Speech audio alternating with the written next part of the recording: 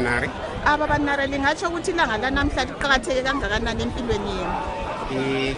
Ilanga leli liqhakatheke kimi oqhakathekileyo lo muntu wonke weZimbabwe ngoba abantu beZimbabwe basukuma benanzelela ukukhathamezwa ngamabhomu, basukuma ukuze bazikhulule kungela bengasebenzisa umhlobo kumbe bengakodwa besebenza bengabantwana beZimbabwe. Yikho kwakule slogan esasithi khona umntwana wenhlabathi.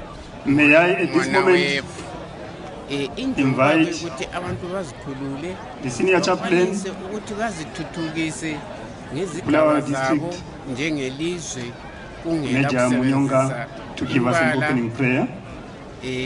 Lendimi kodwa bengabantu beZimbabwe. Akokuthi ngakho nalokho okwasukunyelwa ngabantu phansi besithi kasizikhululeni nxa singakulandela njengelizwe hayi abantu beZimbabwe ilizwe labo lengakhululeka economically, both socially and culturally and politically kungela kuhlukumezana. So ngibona ngani ukuqhakathekile abantu kabaqhakathekise ukuthi kade kungani abantu vele bazibathi bona sifuna uzibuse njengabantu abamnyama.